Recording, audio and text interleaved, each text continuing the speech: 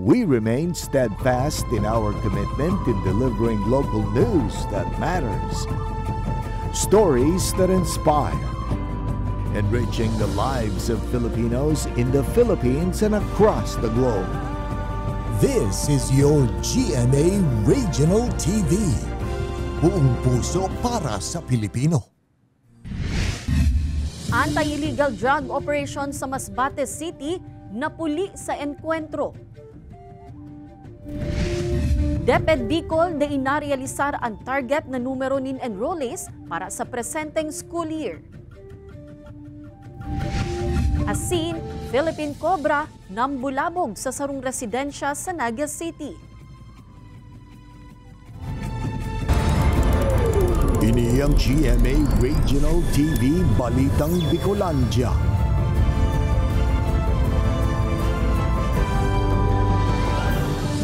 Diyos marhay na hapon mga kapuso, uni na ang Balitang Bicolandia.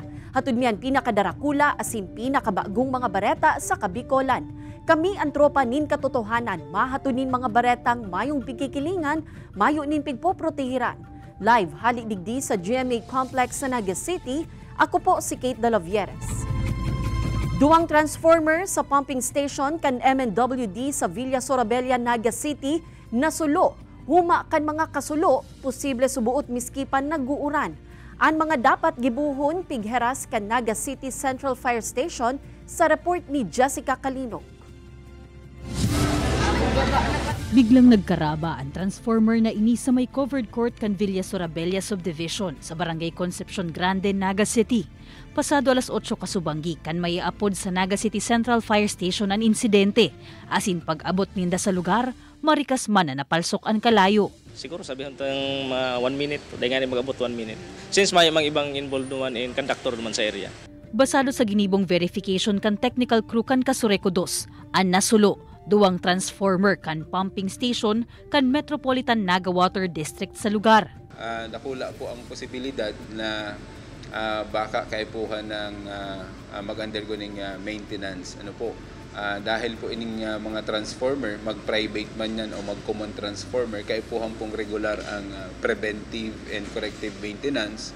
Lalong-lalo na po kang mga nakaaging mga aldaw, sunod-sunod po si pag-uuran and makusog po si Duros. Makikikoordinar naman subuot ang MNWD sa Kasureco para sa gigibuhong aksyon.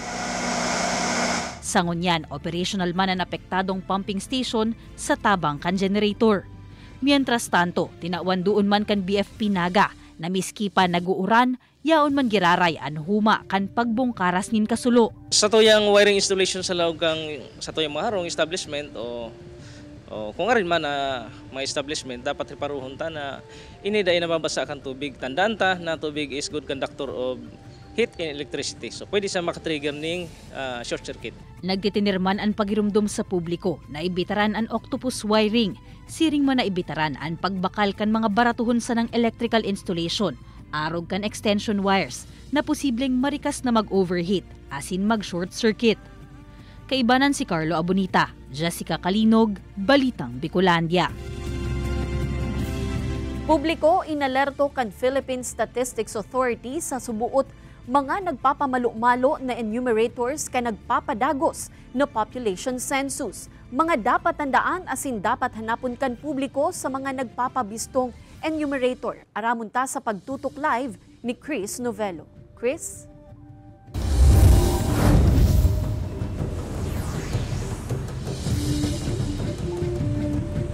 Kate, tigpa-validate na ngunyan kan PSA ang subuot modus na nagpapamalo-malong enumerator kan na PSA sa asin nagsasabay sa ginigibong simultaneous population census kan ahensya. Nagpapadagos ang ginigibong nationwide population census as in community-based monitoring system kan Philippine Statistics Authority. Ini ang simultaneous na pagkondusir as in pagkolekta ng datos sa kada household sa nasyon para maginbasyan o giya kan gobyerno sa paghaman nin mga programa as in pulisiya. Alagad aminado ang pirang enumerator kan PSA Camarines Sur na may pag-alangan ang pirang household hulit ay igwas subot nin report na may mga persona na nagmamalong enumerator kan ahensya. Nagre-refuse po sila kasi worried sila na hindi legit or hindi po from PSA yung yung mga taong pumupunta sa kanila. Ang resident ng si Marieta dahil maligay mahandal lalo pang personal na impormasyon ang itinatao sa census. Siyempre, mahandal ka. Taday mo aram na ito nagsisensus na ito kung hali talagang PSA or nagpapanggap lang. Katakod kay ini inalerto asin pinag-iingat kan PSA Camarines Sur ang publiko dapit sa siring ng mga report. Nagpagirumduman ang PSA sa mga taong maiimbwelto sa siring na illegal na aktibidad na pwede mahampangan mga ini sa kaso sa ilalim kan Data Privacy Act. Pagbalgaryan naman sa inaabot na Data Privacy Act, lalong-lalo na kung gagamitin nila ang sa indang makukuha ang data sa mga purposes na bako intended kayan or baka gibuhon or gamitin for identity theft.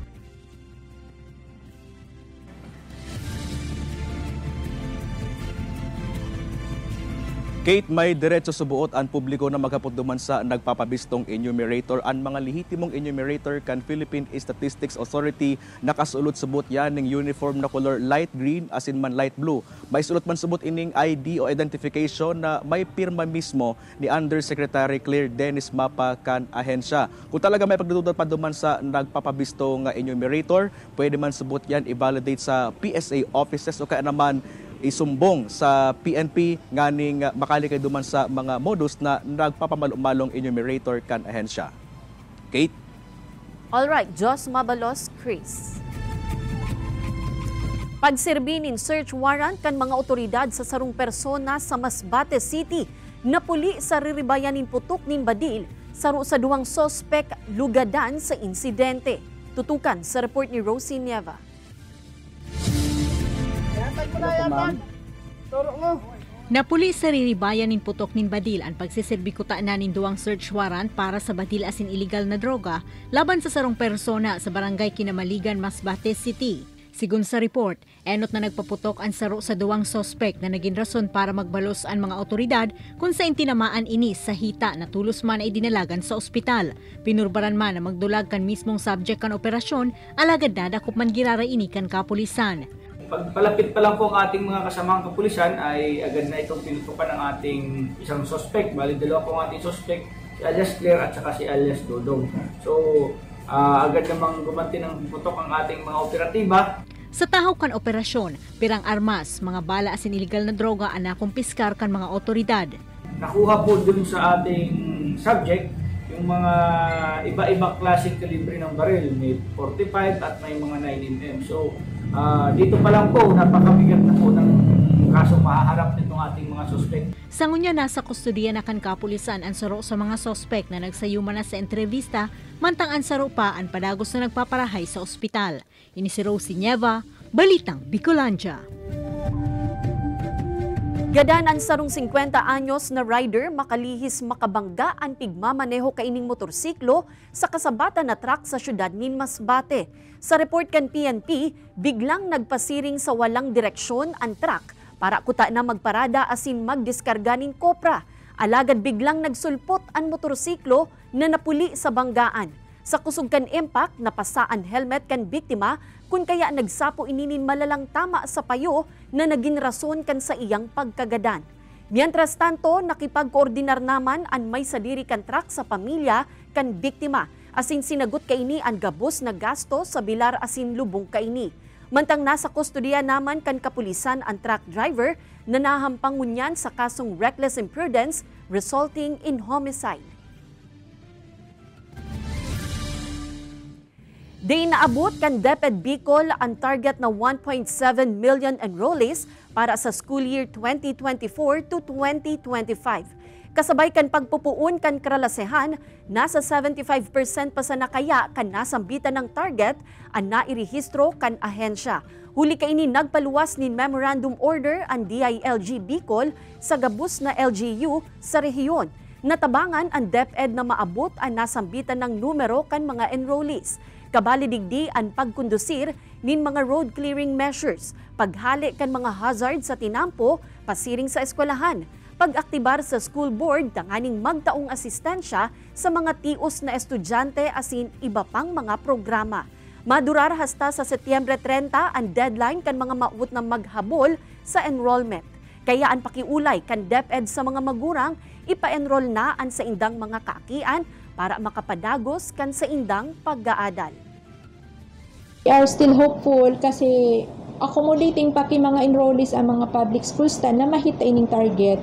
Aside from that, may mga private schools na di pa man talaga nakaka-report kasi ang enrollment. So kung nakita natin na talagang kailangan itong assistance sa mga poorest of the poor para maka-enroll at makapagpatuloy doon sa pag-aaral, ay dapat punduhan nila yan.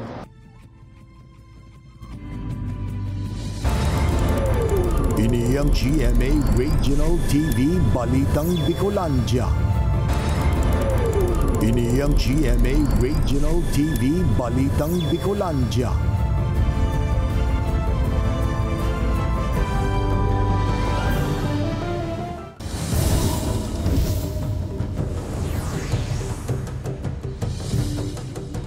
Raraot na tinampo sa sarong barangay sa San Fernando, Camarines Sur, agrangay kan mga residente asin motorista. Tinampo dai na maagihanin mga pampublikong lunadan kun kaya pirang residente naglalakaw nin haros 2 kilometro. Lakdang kan barangay, aramon ta sa report ni Chris Novelo. Rulubak asin naraot na ang porsyon kan tinampong ini sa barangay Tagpukol, San Fernando, Camarines Sur. Maririsama na may mga porsyon kan tinampuan sarong linya sanaan konkreto huli tada inatapos an patrabaho. Maduang dekada na subuot an kamugtakang ini kan tinampo sa lugar na nagsisirbing access road kan mga residente pasiring sa coastal barangays kan Banwaan. Ning huli sa kondisyon kan tinampo, bihira na subot an may mamasdang lunadan sa lugar kung kaya an mga residente naglalakaw na sana ning haros 2 kilometro. Peligroso man sabot ini sa mga motorista na day pamilyar sa lugar. Mga sasakyan po sir, minsan harap po na magralaw kay Giyata, ang tinampungan ni. Kandak lang po digdi sir, habal-habal na lang, kaso kung araw kayo ni mayong habal-habal yun. Magraralak ko ng mga taga-tagpukol. Mas maringan ni sir, masolusyonan na po ning tinampong inita. Kadakol madidisgrasya digdi, bukod sa, bako lang sa mga, sa mga arugme. Sa mga estudyante sir. Susog sa barangay puon sa boundary kan barangay Bukal, nasa 2 kilometro ang nasabing tinampo. Pinalala subutan pagkaraot kan tinampo huli kan darakulang lunadan na nag-agi kay ito sa nasabing lugar. Aminado man ng barangay na angat sa 100 pondo sa pagpapairahay sa nasabing tinampo. Critical na talaga ang tinampo midigdi. Dakol lang na aksidente dyan, mga motorista. Mas magayon ko talaga kung bagong tinampo. Dahil para mas dahi masakitan ang mga estudyante. May naipasar naman kay ito na resolusyon ang barangay na naghahagad din tabang sa gobyerno nasyonal para mairahay ang nasambitan ng tinampo. Plano man kan barangay na magpasarliwat ng resolusyon nganing maipairahay na anhaloy ng inaagrangay na tinampo sa saindang lugar. Kay banan si Jovel Ubiso, Chris Novelo, Balitang Bicolandia. Sarong metro na Philippine Cobra nakuha sa laog kan sarong residensya sa Naga City. Mas dakol na sightings kan mga halas, posible subuot lauman ngunya na tiguran, sigun sa City Enro. Uyan report ni Jessica Calino.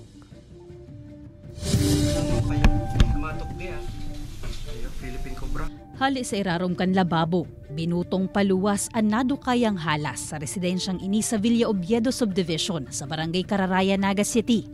Mantang kalmado sa naining pigdadakop kan snake hunters kan Naga City Enro, bigla man ining naghuding o nagposisyon, nagaruma atake.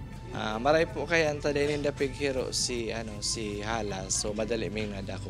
Ang pigdududaan mi po since padagos ang uran ba kang nakaaraging si Mana, pwedeng binabaha na kato si lugar na iniistaran kaya naghanap na siya ibang lugar. Posible man subuot na naghahanap nin kakanon ang halas o may pigahabol na kino kaya nakabot sa laog kan harong. Pig-identifikar anako ang halas na sarong Naya Philippinensis o Philippine Cobra na nasa sarong metro ang laba. Na-turnover naman ini sa DENR Penro, Camarines Sur para sa magkakanigong disposisyon. Unyan pong tag-uran, expecta pong dakol kita mga snake sightings. Sabi ko inaabot ng tubig baha ang sa indang mga iniistaran. So naghahanap po yan ng masalangkaw na lugar and saro po dyan ang mga kaharungan ta. Kaya permida ang mantiniron na malinig ang kapalibutan. Magayon man kung may atama na ikos, tamas marigmat ang senses kaini asin madaling maalerto kung may huma sa palibot. Siring man ang pirming pagirumdom kan City Enro na nung kapag hiroon o pagkulugan ang makakaengkwentrong halas, makakamaray kung tulos ng mag-apod din tabang sa mga otoridad. Kaibanan si Carlo Abunita, Jessica Kalinog, Balitang Bicolandia.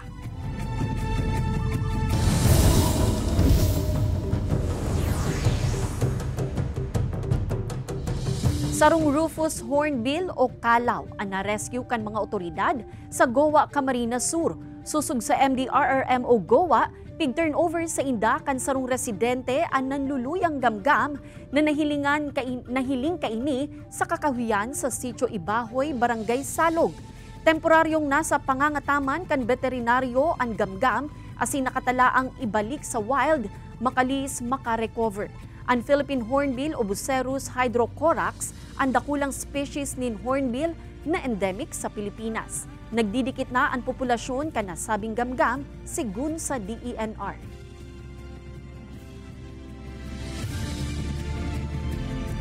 Good news mga kapuso, nagpapadagos po ang Regional Proof of Purchase promo kan GMA. Ang kapuso, kasiyahan, panalo. Para sa tsansa na manggana ni dakul na mga papremyo, pwede kamong maghulog nin entries sa GMA Regional TV station sa Dagupan, Bicol, Cebu, asin Cagayan de Oro, asin sa pili ng mga local supermarkets o groceries sa participating locations. Magbisita sana po sa official Facebook pages kan GMA Promos, GMA Regional TV, Super Radio DCWB, asin Barangay LS para sa kumpletong listahan kan Dropbox locations. Mag-ingat sa fake news, fake Facebook accounts or scam text.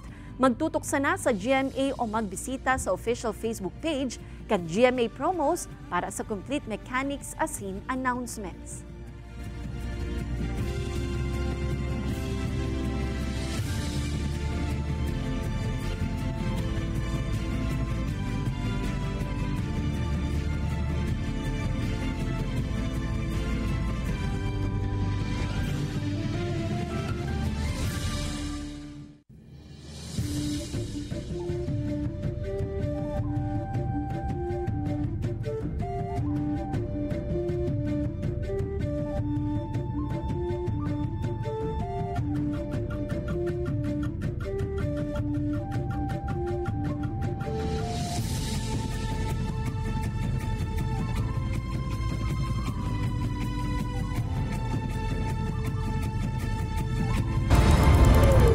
Ini ang GMA Regional TV Balitang Bicolandia. Ini ang GMA Regional TV Balitang Bicolandia.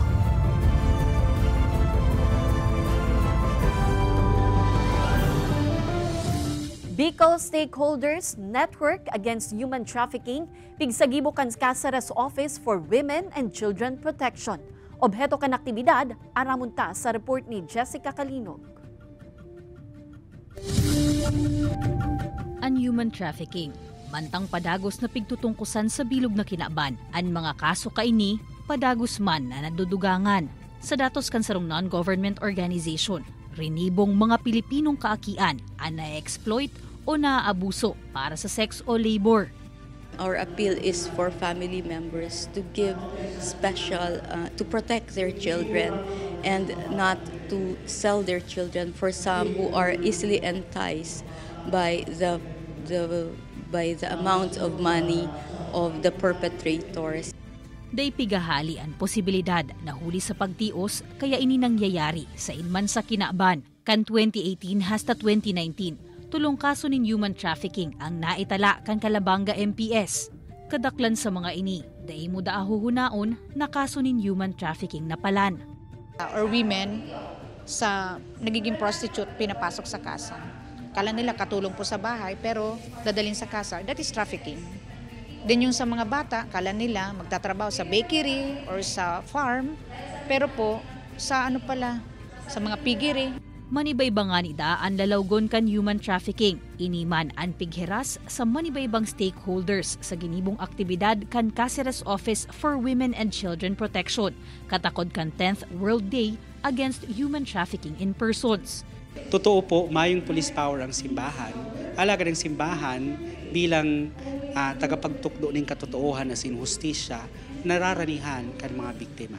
Asin pang simbahan ginagamit po ang samuyang boses na nganing idara ang mga biktimang ini sa nanunungdan. Saro sa pighihinguhahan kan Archdiocese of Cáceres na matukdoan ang mga parokya sa sistemang ini. Siring man na maenkaminaraan publiko na daisa na magpirong sa mga nahihiling na posibleng maraot na gibo, kundi magindalan na maipaaram ini sa mga otoridad. Nganing matabangan. Kaibanan si Carlo Abonita, Jessica Kalinog, Balitang Bicolandia. Irido ang sarong 21 anyos na lalaki makalihis na maligis nin tren sa barangay Bitano, Legazpi City. Sa inisyal na investigasyon kan kapulisan, nakainom ang biktima kan magtukaw ini sa riles kan tren hasta sa makaturog. Kun kaya kan mag-agi na ang tren, naligis ini asin naguyod nin haros pirang metro.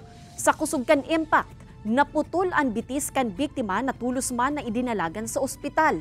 Sa datos kan mga otoridad sa syudad ni Legazpi, inina ang pang-apat na aksidente na kinaimbultuhan kan tren kan PNR.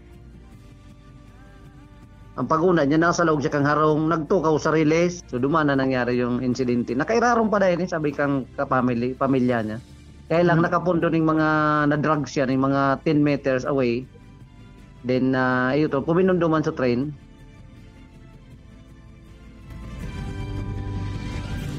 Pirang napabale sa food stamp program kan DSWD na pag-araman na benepisyaryo na kan 4-piece. Ano daw ang magiging disposisyon kan mga ini? Aramunta sa report ni Jessica Kalinog. Kan Hulyo 26, isinagibo na kan DSWD Bicol sa Tinambak, Camarines Sur ang First Redemption Day kan Walang Gutom 2027 o ang food stamp program kan ahensya. 607 na mga individual ang nakaresibe kan 3,000 pesos worth kan food credits, 1,500 pesos para sa carbohydrates, 900 pesos para sa protein, asin 600 pesos sa pagkakan na sagana sa fiber. Nasa 11,000 beneficiaries out of 30,599 ang na-validate na kan DSWD Bicol para sa implementasyon kan programa sa rehiyon. Hali sa central office ang listahan na pigpili sa bottom 1 million kan listahanan. It happens na yung ating 4-piece beneficiaries ay din kinuha sa Puras of the Poor ng listahanan. Kaya ang nangyayari ngayon po dito kasi sa programa namin ay once they are beneficiary of 4-piece ng DSWD, so hindi na po sila makakasali. Sa pigigibong validation kan DSWD Bicol, may pirang nakabali sa listahan na 4-piece beneficiary na. Kaya kaipuhan ining halion, tamadodoble na ang asistensya na itatao sa inda. Gets manda ini kan 4-piece beneficiary na si Christine. Sigun sa iya, mayo manin problema na dain na siya mag-qualify pa sa Walang Gutom program. Alagad an sa iyang mga kaparyente, sana makalaog da adigdi. Mayo sindan sa diring pamilya, mayong ago, mayong mga aki. Dapat sinda po ang makakaibaman dyan sa Walang Gutom ang program po. Tano po ma'am? Iyo po ma'am, sinda dahil man nakakatrabaho. Tulong taon ang lawig kan Walang Gutom o food stamp program kan DSWD. Alagad piguhurot kan ahensya ang institutionalization ka ini, nganing maginang permanente na programa kan DSWD. Kaibanan si Carlo Abonita, Jessica Kalinog, Balitang Bicolandia.